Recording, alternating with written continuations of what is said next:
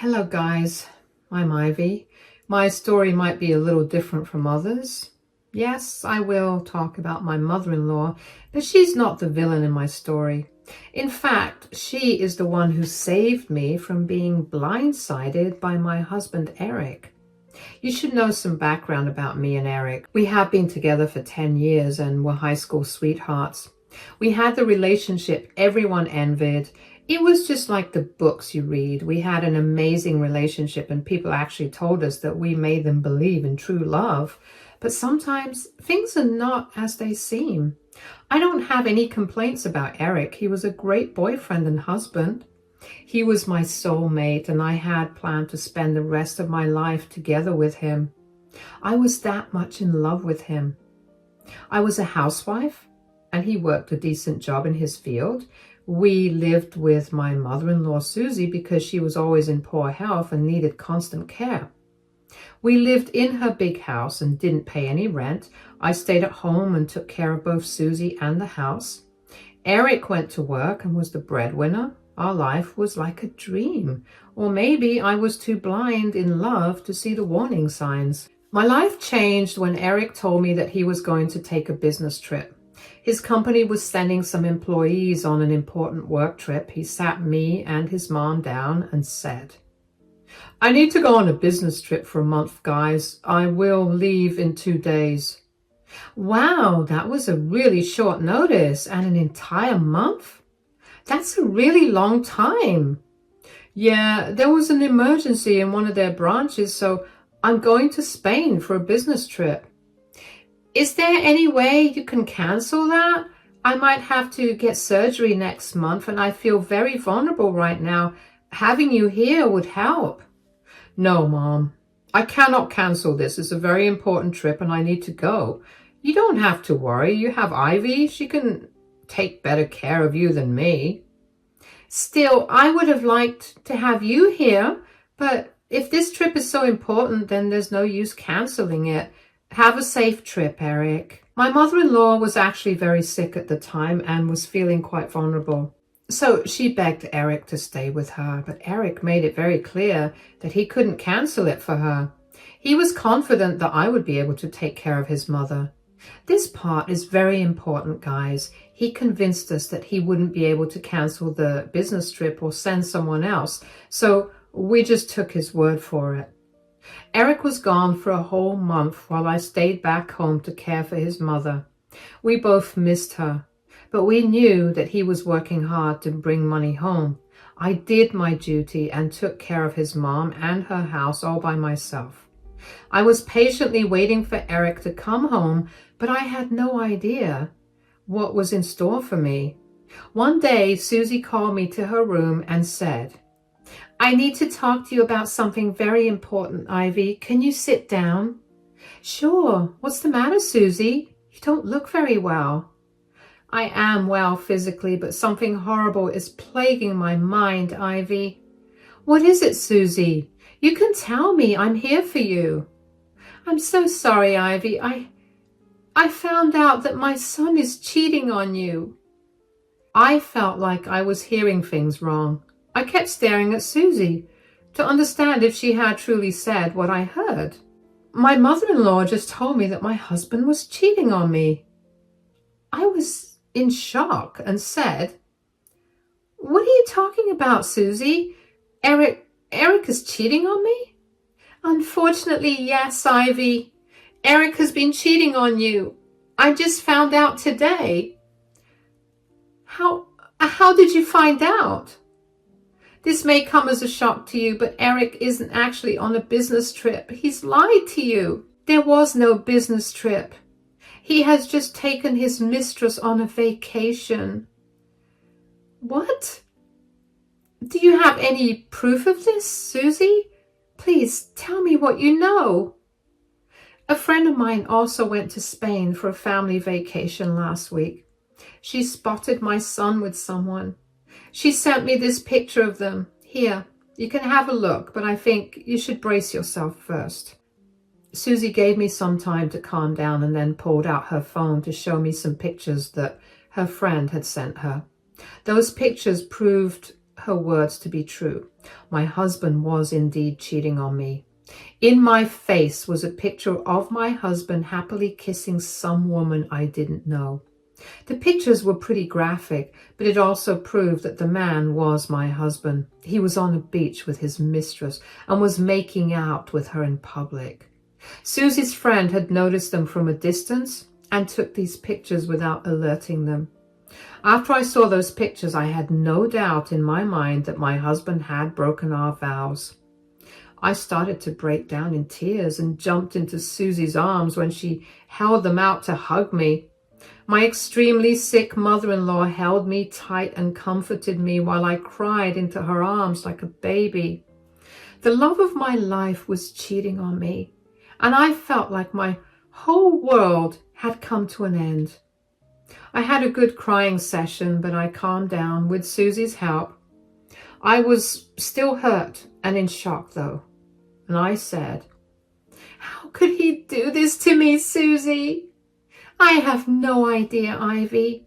There can't be any good reason why he would do this. I'm so sorry on his behalf, Ivy. You must be feeling terrible. Believe me, Susie, I have never felt so betrayed in my life before. Eric is having a nice time with his mistress while I am drowning in heartbreak here. My dear, you deserve better than my imbecile son. I wish things were different for you, Ivy, but you need to make the best of the situation now." "What do I even do, Susie? I don't think I can stay with him anymore. I cannot be with someone who has broken our vows and shamelessly betrayed me like this." "I can understand that, Ivy. I wouldn't have stayed with a cheating man either. You have to make a decision now. Do you want to stay in this marriage with my son? Will you be able to look past his affair and forgive him?" I thought about it right then and there.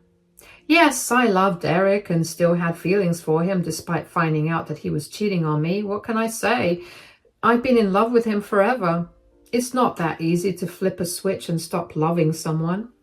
It was a hard and painful process. I knew that I would have to face a big storm in the future. I asked myself if I was willing to let go of it all and just forgive my husband. I did love him a lot, but I didn't think I could ever forgive him for what he did. Therapy was an option, but his betrayal and the fact that he cheated on me was something I couldn't erase from my brain. I knew one thing right then. I couldn't forgive Eric for cheating. It had always been a hard boundary for me, and I wasn't going to break that for anyone, not even Eric. I looked at Susie with a determined expression and said, "No, Susie, I cannot stay in this marriage anymore. I want a divorce. I will never be able to forgive him for having an affair. I draw the line on cheating, Susie." "I'm glad you made that decision, Ivy. I will support you in getting this divorce." "Aren't you mad that I'm leaving your son?" Most mothers would be on their son's side for obvious reasons. I was genuinely surprised to know that Susie supported my decision to divorce Eric. I thought she would at least let me think about it and get therapy. It seemed to be the standard advice everywhere for cheating spouses, but my mother-in-law didn't give me any advice or tell me to try and make it work. She told me that she was happy with my decision and was going to support me. So I blurted out a stupid question and told her that most mothers side with their sons and would have told their daughters-in-law to compromise. My mother-in-law just laughed a little and said, "Well, then I am not like most mothers, Ivy. I cannot blindly support my son even after knowing that he has become a horrible man. He has hurt you a lot, but he has also hurt me. I'm sick, but he still decided that his trip with his mistress is a better option than staying with me. His logic is that I'm a better carer and will actually be able to help you get better." He's right about that, Ivy. No one else would be able to take such good care of me. Even my son wouldn't have bothered with me so much. I'm really grateful for your help, Ivy. No, don't thank me. I have to thank you, Susie. You could have kept the affair a secret and even helped your son, but you chose to do the right thing and tell me. You are like a daughter to me, Ivy. That's why it really made me angry to know that my son has been cheating on you. I was happy to know that Susie thought so highly of me. We were close, but I never knew that she considered me a daughter. She was truly the best mother-in-law ever, and I was glad to have her in my life. It was good to have someone on my side when I was dealing with the biggest betrayal of my life. I sighed and said, "What can I do, Susie? I guess my marriage ends here." "But you are not going to leave silently, Ivy. You need to do something." "What do you mean, Susie?" "Let's teach him a lesson, Ivy." Susie and I went ahead with our plan and started our own preparations. I met with a divorce lawyer the very next day, who happened to be one of Susie's friends. He offered to give me a discount because Susie had told him to take my case. I provided him with all the details of Eric's affair, and he said that I had a good case against him. I was going to take him to the cleaners, and he deserved it for being such a cheating idiot. I gave my lawyer the thumbs up to proceed with the case because I was sure about myself. I filed for divorce that day and patiently waited for the papers to come back. Eric was gone for a month, and I had enough time to get my ducks in a row. I found more evidence of his affair that I promptly gave to my lawyer so that he could build a stronger case.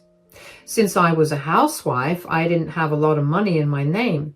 I didn't immediately take a job because Susie still needed my care at home, so I accepted her help and promised to pay her back once I had a decent job.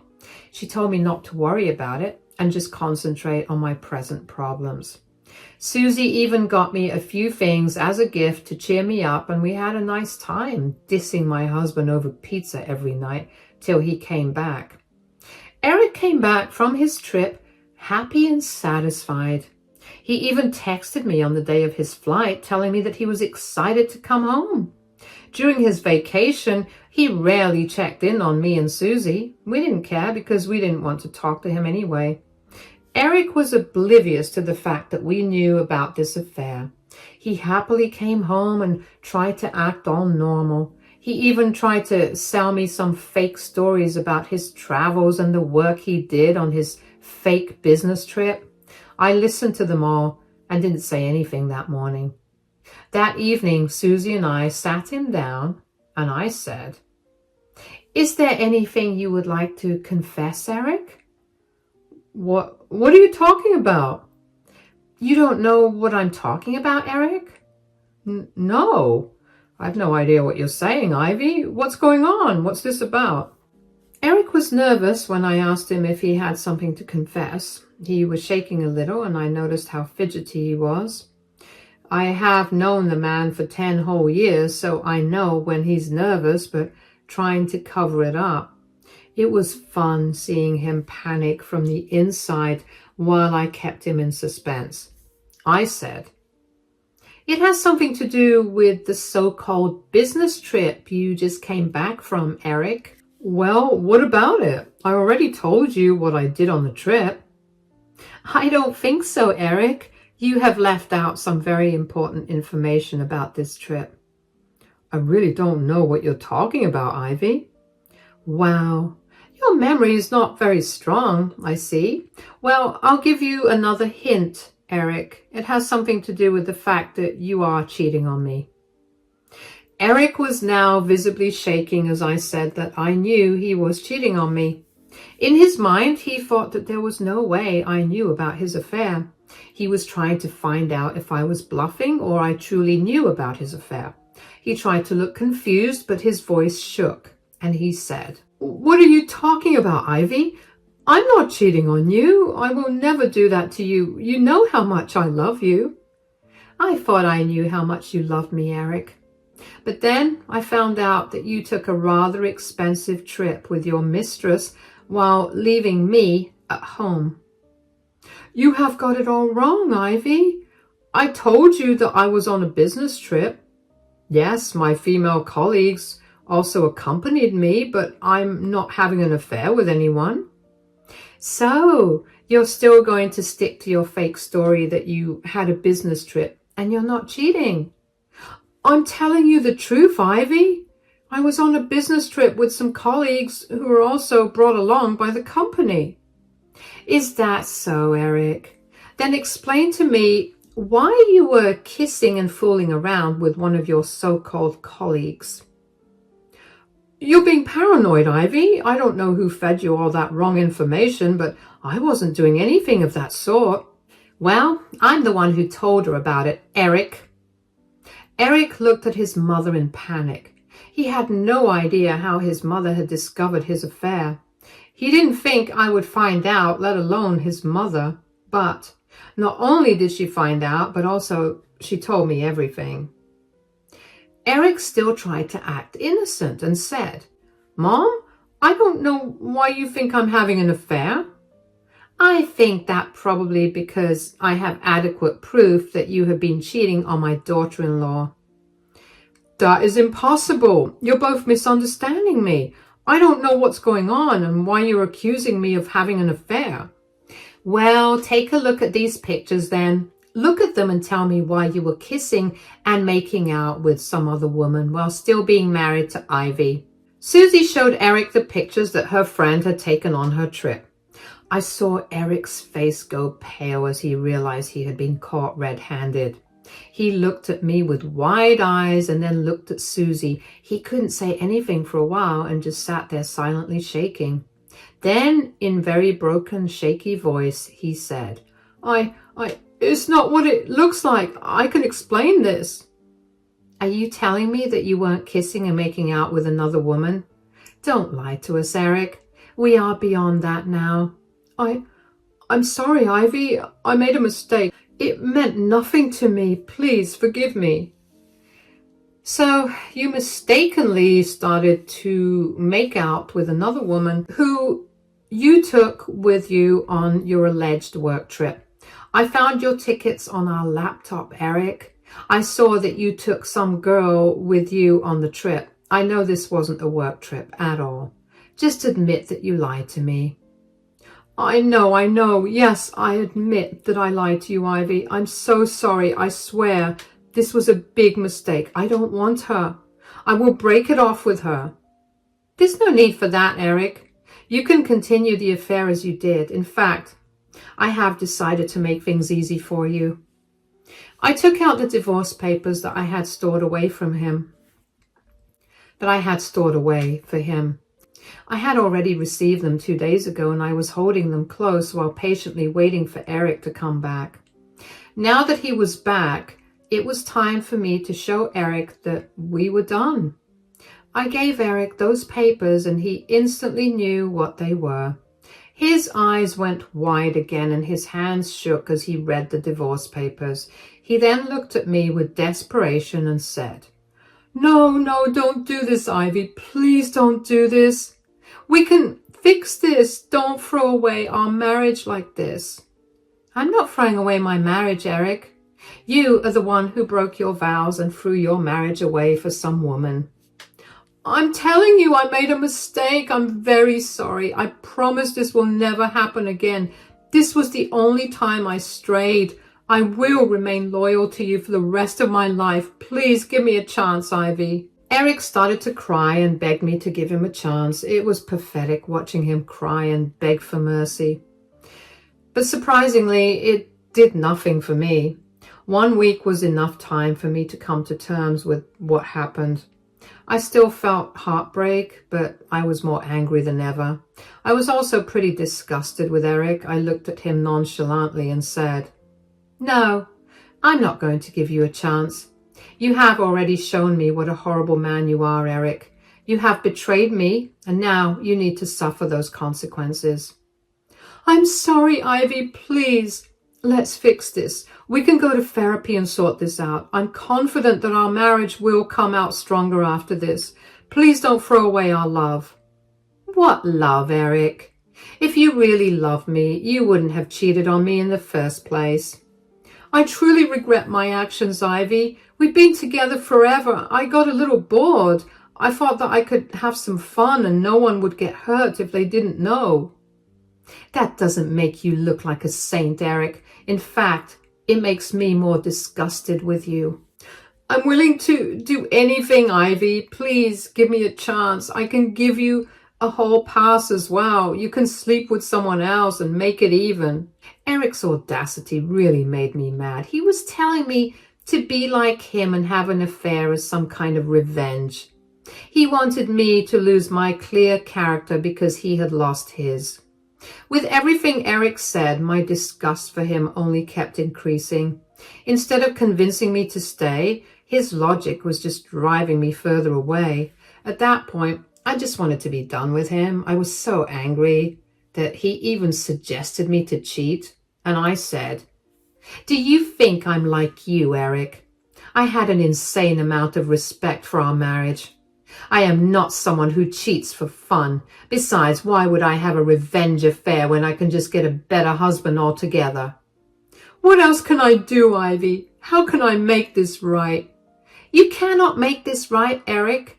I am determined to get a divorce and I'm not backing out of my decision. You need to get a lawyer and start the process because I don't want to delay this anymore. We are done, Eric." No, please don't leave me, Ivy. I'm begging you. Mom, help me convince Ivy. I can't be without her. Please tell her to give me a chance. Eric turned to his mother for help because he had no other option. My family wasn't going to support him, and he knew that very well. So he tried to ask Susie for help, thinking that she would talk to me on his behalf. It was natural for him to assume that Susie would be on his side. She was his mother, after all. But, like Susie said, she wasn't like most mothers. She started to laugh when Eric asked for help and said, "Why on earth do you think that I will be on your side?" "Wait, what?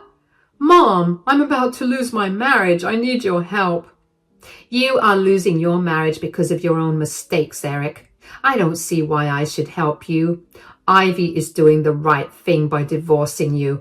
"Mom, how can you say that? You know how much I love her. I can't lose her." "If you really love her so much, you shouldn't have cheated. I will side with Ivy and will actually encourage her to divorce you."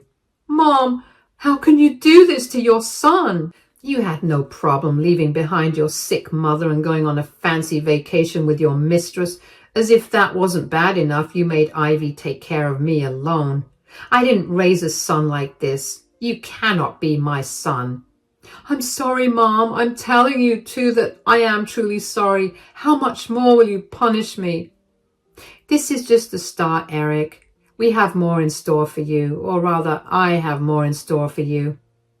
Eric was now really scared and looked at his mother with fear in his eyes. He knew he had messed up, and now his mother was going to teach him a lesson like she had promised me. My husband was now in visible fear and slowly said to his mother, "What do you mean, Mom?" "I want you out of my house within a week. I have no place for you anymore. I will let Ivy stay here, but not you. I want you out, and I don't want to talk to you for a while." "What? You're kicking me out?" "Yes, I want you out of the house as soon as possible. The most I can do is a week. After that, I want you and your stuff gone." "You're kicking out your own son, Mom? Where will I go?"